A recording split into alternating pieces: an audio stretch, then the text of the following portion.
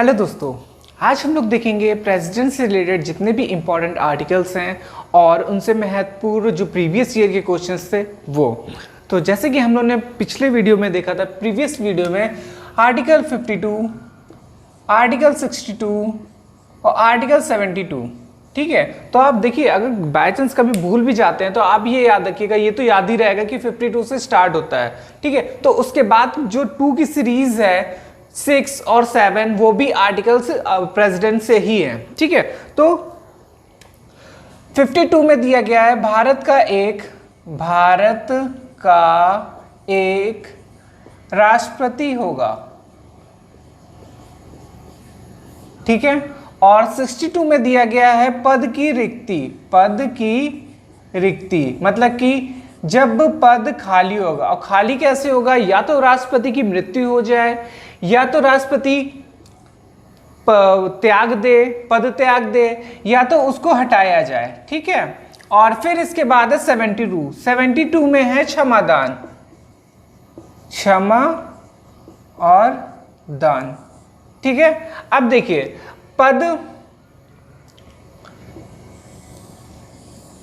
62, अब देखिए पद जब हटाया जाएगा तो उसमें भरना भी तो होगा, कोई ना कोई तो आएगा ही ना। तो देखो जब पद हटाया जाएगा तो 6 महीने, 6 मंथ लिख दे रहे हैं, 6 मंथ के अंदर उस पद को भरा जाएगा, ठीक है। मतलब कि उस जो खाली पद है उस पद को खाली मैक्सिमम खाली रह सकता है वो 6 मंथ तक की, ठीक है रहेगा। तो उस टाइम या तो उपराष्ट्रपति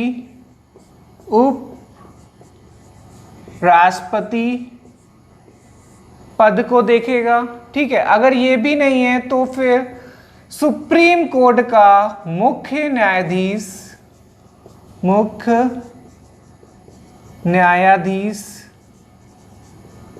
अगर ये भी नहीं है तो फिर आ जाएगा हमारा जो सुप्रीम कोर्ट में से कोई भी न्यायाधीश जो वरिष्ठतम होगा, मतलब कि सबसे सीनियर जो होगा वो सीनियर, या तो सबसे वरिष्ठतम जो जिसकी भी एज सबसे ज्यादा होगी वो राष्ट्रपति का भार संभालेगा, ठीक है। ये हो गए हमारे आर्टिकल 52, 62 और 72। 52 में दिया गया भारत का एक राष्ट्रपति होगा, 62 में दिया गया है पद की रिक्ति और 72 में दिया गया है क्षमादान, ठीक है। ये देखिए अब देखिए आगे, राष्ट्रपति के चुनाव में कौन कौन भाग लेता है, ठीक है। राष्ट्रपति के चुनाव में कौन कौन भाग लेता है? तो सबसे पहले याद रखिएगा सारे जितने भी होते हैं निर्वाचित होते हैं, ठीक है। निर्वाचित सदस्य लेते हैं भाग, ठीक। अब देखिए कौन कौन है। सबसे पहला हमारा हो जाएगा लोकसभा के निर्वाचित सदस्य राष्ट्रपति के चुनाव में भाग लेते हैं। फिर इसके बाद हो जाएगा राज्यसभा और तीसरे नंबर पे विधान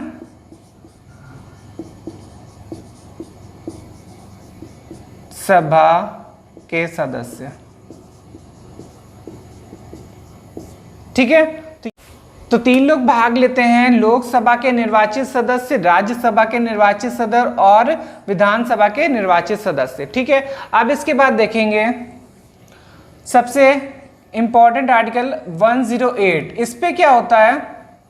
ज्वाइंट सेशन बुलाया जाता है, ठीक है।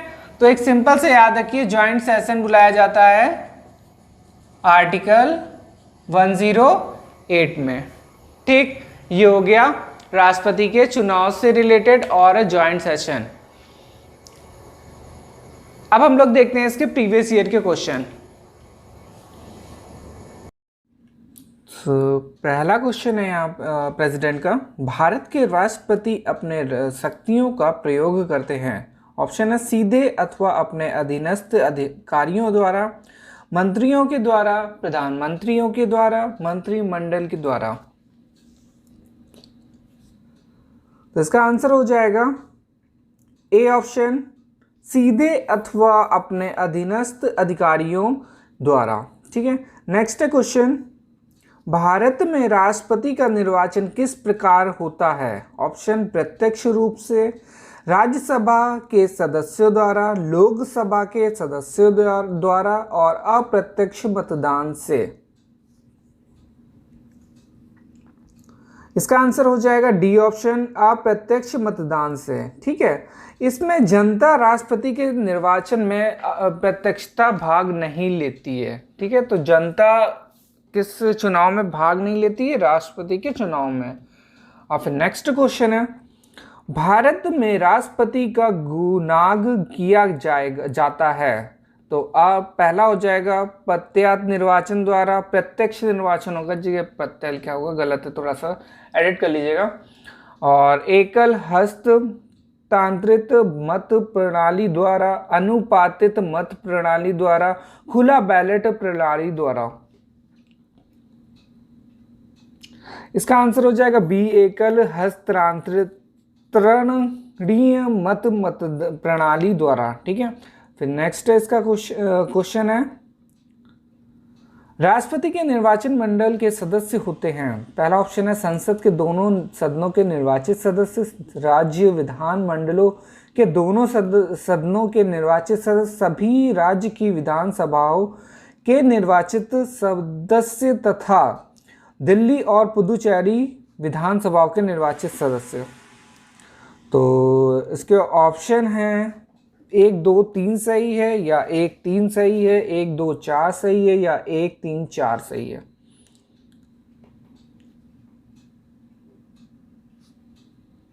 तो इसका आंसर हो जाएगा डी ऑप्शन, 1, 3 और 4 सही है। मतलब कि सदन के दोनों सदनों के निर्वाचित सदस्य भाग लेते हैं, फिर सभी राज्यों की विधानसभाओं के निर्वाचित सदस्य भाग लेते हैं, और दिल्ली और पुडुचेरी विधानसभाओं के निर्वाचित सदस्य।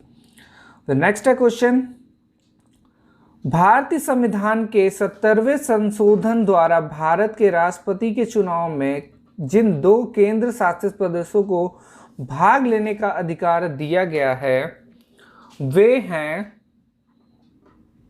ऑप्शन है दिल्ली तथा चंडीगढ़, दिल्ली तथा पुदुचेरी, दिल्ली तथा दमन एंड दीव, चंडीगढ़ और तथा पुदुचेरी। तो इसका आंसर हो जाएगा ए और बी ऑप्शन, दिल्ली तथा पुदुचेरी। दिल्ली तथा पुदुचेरी की विधानसभाओं के सदस्य भाग लेते हैं राष्ट्रपति के चुनाव में।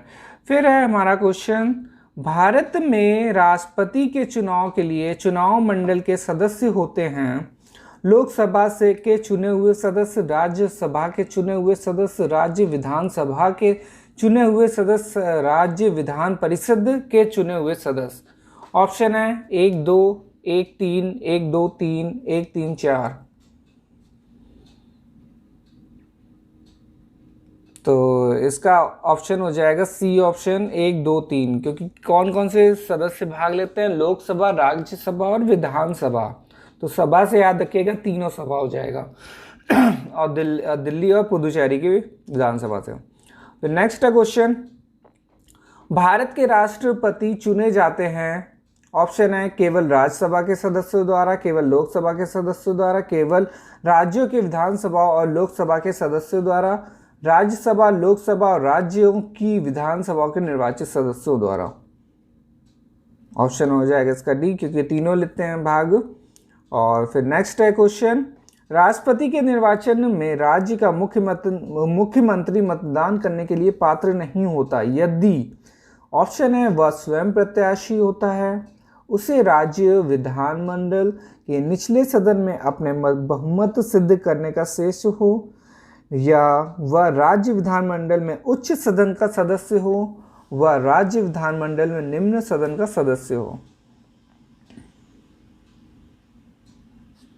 तो इसका आंसर हो जाएगा सी, वह राज्य विधानमंडल में उच्च सदन का सदस्य हो। मतलब कि राज्य की जो विधान परिषद होती है उसका सदस्य हो। विधान परिषद राष्ट्रपति के चुनाव में भाग नहीं लेते हैं उनके सदस्य। ठीक है, तो नेक्स्ट है क्वेश्चन, भारतीय राष्ट्रपति के विषय में निम्नलिखित कथनों पर विचार कीजिए। पहला ऑप्शन है, मतलब कि पहला कथन हो जाएगा, उसे भारत का नागरिक होना चाहिए, उसे 35 वर्ष की उम्र पूरी कर लेनी चाहिए, उसे संसद का सदस्य निर्वाचित होने की योग्यता रखनी चाहिए। तो ऑप्शन हो जाएगा हमारा 1 सही, 2 सही, 1 2 सही, 1 3 सही। तो इसका आंसर हो जाएगा बी ऑप्शन। बी ऑप्शन में है उसे 35 वर्ष की उम्र पूरी कर लेनी चाहिए। फिर है, देखिए इस पे कुछ पॉइंट्स दिए गए हैं, वो देख लेते हैं। राष्ट्रपति पद के लिए निर्वाचित होने के लिए अनुगम 58(1), मतलब कि अनुगम नहीं है, ये अनुच्छेद लिखा हुआ है, एडिट कर लीजिएगा। अनुच्छेद 58(1) के अनुसार निम्नलिखित योग्यताएं होनी चाहिए। पहला ऑप्शन है भारत का नागरिक हो, 35 वर्ष की आयु पूरी कर चुका हो, लोकसभा का सदस्य निर्वाचित होने की योग्यता रखता हो। ठीक है, फिर नेक्स्ट क्वेश्चन है, एक सांसद अथवा विधानसभा का सदस्य राष्ट्रपति निर्वाचित हो सकता है, परंतु ऑप्शन है चुनाव लड़ने से पूर्व उसे अपनी सदस्यता से त्याग पत्र देना होगा, अपने निर्वाचन से माह के अंदर अपनी सदस्यता छोड़नी होगी, निर्वाचित होने के तुरंत उपरांत अपनी सदस्यता छोड़नी होगी, और लास्ट ऑप्शन है एक सांसद चुनाव लड़ सकता है परंतु विधानसभा का सदस्य नहीं।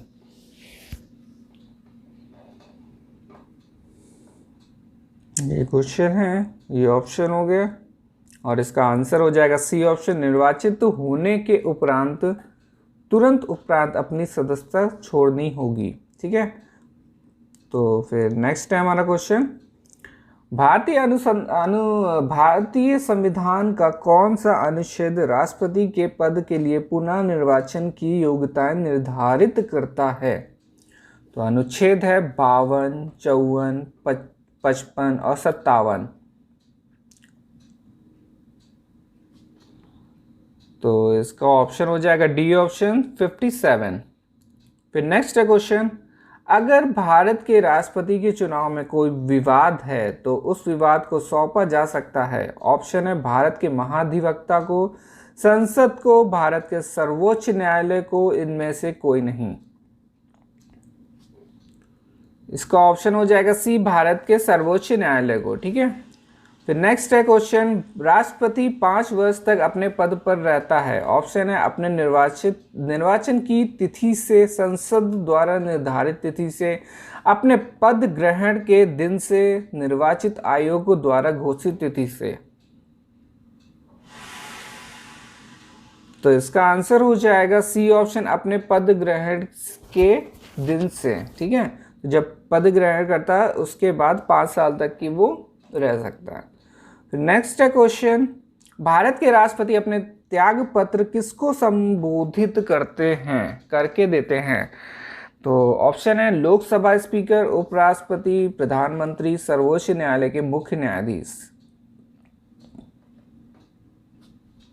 तो इसका आंसर हो जाएगा बी ऑप्शन, उपराष्ट्रपति। ठीक है, तो राष्ट्रपति जो है अपना त्यागपत्र किसको देता है? उपराष्ट्रपति को, और उपराष्ट्रपति अपना त्यागपत्र राष्ट्रपति को देता है। फिर नेक्स्ट है क्वेश्चन, भारत का राष्ट्रपति अपना त्यागपत्र किसको सौंपता है? तो ऑप्शन है लोकसभा के अध्यक्ष को, भारत के उपराष्ट्रपति को, भारत के मुख्य न्यायाधीश को, भारत के प्रधानमंत्री को। तो इसका आंसर भी हो जाएगा बी ऑप्शन, भारत के उपराष्ट्रपति को। फिर नेक्स्ट है क्वेश्चन, भारत के राष्ट्रपति को उसके पद से हटाया जा सकता है। अब देखिए कैसे हटाया जा सकता है, भारत के प्रधानमंत्री द्वारा, लोकसभा के द्वारा, भारत के मुख्य न्यायाधीश द्वारा, या संसद द्वारा। इसका आंसर हो जाएगा डी, संसद द्वारा। संसद के कोई भी सदन से प्रस्ताव पारित हो सकता है, राज्यसभा हो या लोकसभा हो। फिर नेक्स्ट क्वेश्चन है, भारतीय संविधान के किस अनुच्छेद के तहत राष्ट्रपति पर महाभियोग चलाया जा सकता है? तो इसका ऑप्शन हो जाएगा अनुच्छेद 356 के द्वारा, अनुच्छेद 75 के द्वारा, अनुच्छेद 76 के द्वारा, अनुच्छेद 61 के द्वारा। आंसर हो जाएगा इसका अनुच्छेद 61 के द्वारा। ठीक है, अब नेक्स्ट है क्वेश्चन, भारत के राष्ट्रपति को कार्य अवधि की समाप्ति से पूर्व भी पद से हटाया जा सकता है। ऑप्शन है सत्ताधारी राजनीतिक दल द्वारा, प्रधानमंत्री द्वारा, महाभियोग द्वारा, न्यायालय से ट्रायल द्वारा। ऑप्शन हो जाएगा इसका सी ऑप्शन है महाभियोग द्वारा, ठीक है, जो कि आर्टिकल या अनुच्छेद 61 में है। फिर नेक्स्ट है क्वेश्चन, राष्ट्रपति पर महाभियोग का आरोप संसद के किस सदन द्वारा लगाया जा सकता है? ऑप्शन है लोकसभा, राज्यसभा, संसद के किसी भी सदन द्वारा, उपयुक्त में से किसी के द्वारा नहीं। तो याद रखिएगा, इसका आंसर हो जाएगा सी ऑप्शन, संसद के किसी भी सदन द्वारा राष्ट्रपति पर महाभियोग लगाया जा सकता है, ठीक है। और नेक्स्ट क्वेश्चन है, भारत के राष्ट्रपति में महाभियोग चलाने के लिए कम से कम कितने दिन पूर्व की सूचना आवश्यक है? ऑप्शन है 7, 14, 21, 30। तो इसका ऑप्शन हो जाएगा बी ऑप्शन से 14 दिन, मतलब कि 2 हफ्ते पहले राष्ट्रपति के महाभियोग चलाने के लिए उसको सूचना देनी पड़ेगी, ठीक है। तो फिर नेक्स्ट है क्वेश्चन, निम्नलिखित में से कौन सा भारत के राष्ट्रपति के निर्वाचन गण का तो भाग है परंतु उसके महाभियोग अधिकरण का भाग नहीं है? तो ऑप्शन है लोकसभा, राज्यसभा, राज्यों की विधान परिषद और राज्यों की विधानसभाएं। तो इसका आंसर हो जाएगा डी ऑप्शन, राज्यों की विधानसभा, ठीक है। नेक्स्ट है क्वेश्चन, भारत के राष्ट्रपति के महाभियोग की प्रक्रिया है, ऑप्शन है अर्ध न्यायिक प्रक्रिया, कार्यपालिका प्रक्रिया, न्यायिक प्रक्रिया, विधायी प्रक्रिया।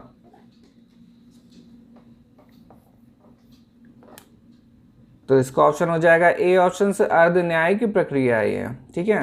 फिर नेक्स्ट है हमारा क्वेश्चन, राष्ट्रपति का रिक्त स्थान भर लिया जाना चाहिए, कितने दिनों में भरा जाना चाहिए? तो ऑप्शन है 90 दिनों में, 6 माह में, 9 माह में या 1 वर्ष में। तो इसका आंसर हो जाएगा 6 माह में, ठीक है। तो याद रखिएगा, अगर राष्ट्रपति का रिक्त स्थान है और 6 माह के अंदर अंदर उसको भरा जाना चाहिए, ठीक है। तो नेक्स्ट है फिर क्वेश्चन, भारत में राष्ट्रपति की मृत्यु, पद त्याग अथवा हटाए जाने पर पद में हुए रिक्ति को भरने की समय सीमा क्या है? ऑप्शन है 1 माह, 9 माह, 3 माह, 6 माह।